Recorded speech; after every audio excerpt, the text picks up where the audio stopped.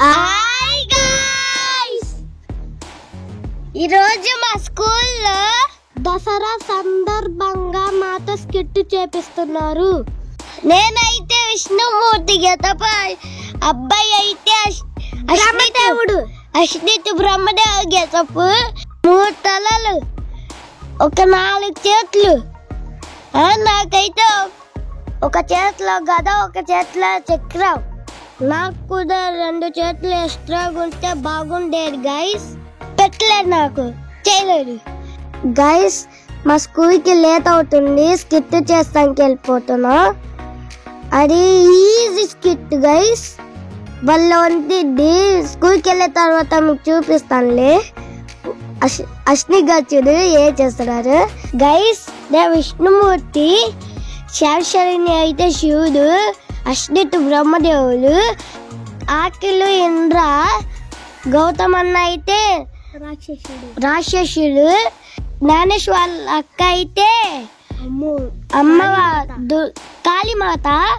ఇంకా 8th class లో ఒక అక్క పేరు ఏదో ఉన్నిద్ది. ఆ అక్క కూడా అమ్మవారే.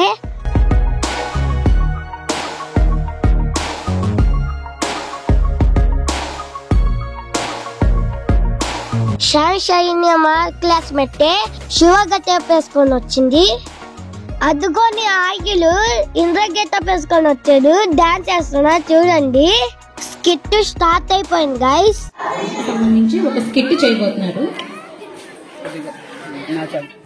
పూర్వము మహిషాసురుడు అనే రాక్షసుడు ఉండేవాడు. మహిషాసురుడు అనగా సగం దున్నపోతు ఆకారం, సగం మనిషి ఆకారం. ఇతడు బ్రహ్మదేవుడి కోసం ఘోర తపస్సు చేసింది. ఓం బ్రహ్మదేవాయ నమః, ఓం బ్రహ్మదేవాయ నమః, ఓం బ్రహ్మదేవాయ నమః. ఇంతలో బ్రహ్మదేవుడు ప్రత్యక్షమయ్యాడు. అప్పుడు బ్రహ్మదేవుడు మహిషాసుర ఏమి కోరిక అని అనగా, ఓ బ్రహ్మదేవ, నాకు ఏ పక్షి వల్ల గాని, జంతువుల వల్ల గాని, దేవుళ్ళ వల్ల గాని మృత్యువు సంభవించకూడదు, అటువంటి వరమును ప్రసాదించండి అని అనగా, ఆ బ్రహ్మదేవుడు అటునే జరిగింది అని చెప్పి మాయమయ్యాడు.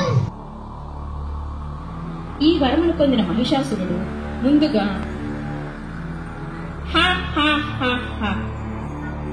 నాకు మరణమే లేని వరమును ప్రసాదించాడు ఆ బ్రహ్మదేవుడు.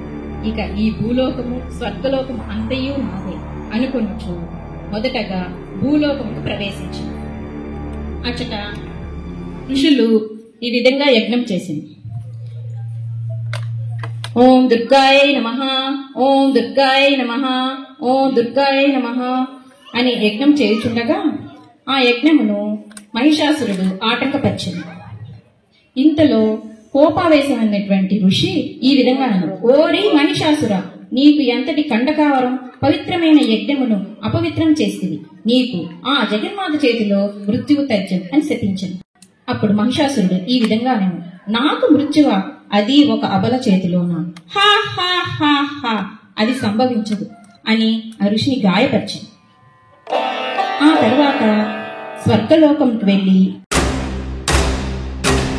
అక్కడ ఇంద్రలోకంలో ఆసనులైనటువంటి ఇంద్రుని దగ్గరికి వచ్చి ఈ విధంగా ఓరి ఇంద్ర, తక్షణమే ఈ స్థానం వదిలి వెళ్ళు, లేనిచో నిన్ను సంహరించదా అని అన్నాడు.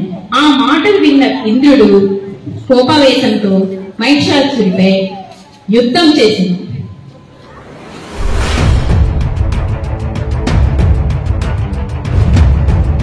ఆ తర్వాత భయభ్రాంతుడైనటువంటి ఇంద్రుడు అతి వేగంతో పరిగెత్తుతూ త్రిమూర్తులారా రక్షించండి, త్రిమూర్తులారా రక్షించండి అని అన్నాను. అప్పుడు ఆ త్రిమూర్తులు అనగా బ్రహ్మ, విష్ణు, మహేశ్వరుడు.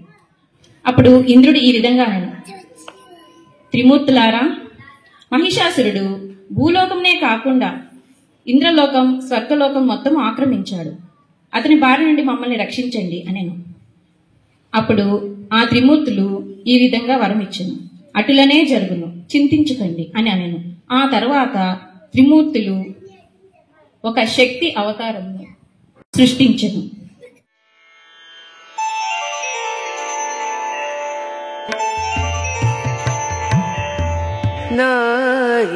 ఆ శక్తి రూపం చాలా ఆవేశంగా ఉండేది. ఇంతలో మహిషాసురుడు శక్తి రూపమైనటువంటి ఆ జగన్మాత దగ్గరికి వచ్చి నీవా నన్ను సంహరించేది? అది కల్లో కూడా జరగదు. అసలు నాకు మృత్యువే సంభవించదు అని అనగా కోపవేశంతో ఉన్న అమ్మవారు మహిషాసురుడిపై దండెత్తి 9 రేయింబవలు ఘోరమైనటువంటి యుద్ధం చేసెను.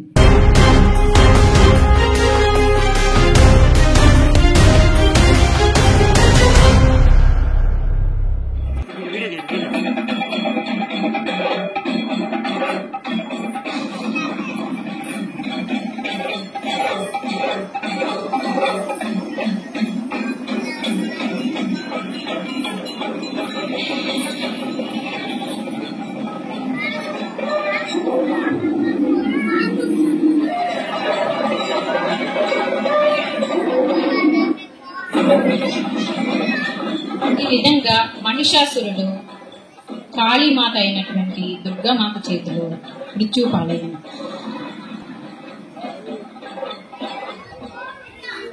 నందిని నందిత వేదిని విశ్వ వినోదిని నందినుతే గిరివర వింజ శిరోదిని వాసిని విష్ణు విలాసిని భగవతి హేసితి కంఠ కుటుంబిని భూరి కుటుంబిని భూరి కృతే జయ జయ హే మహిషాసురమర్దిని రమ్యక పద్మిని శైలశుతే రమ్యక పద్మిని శైలశుతే. సో ఈ విధంగా మనకి 9 రేయింబవలు యుద్ధం జరిగిన తర్వాత 10వ రోజున మహిషాసురుడు మృత్యుంజయుడు. కాబట్టి ఆ రోజు మనము విజయదశమి అనే పర్వదినాన్ని జరుపుకుంటాం. సర్వే జనా సుఖినో భవంతు, సమస్త లోకం సుఖినో భవంతు.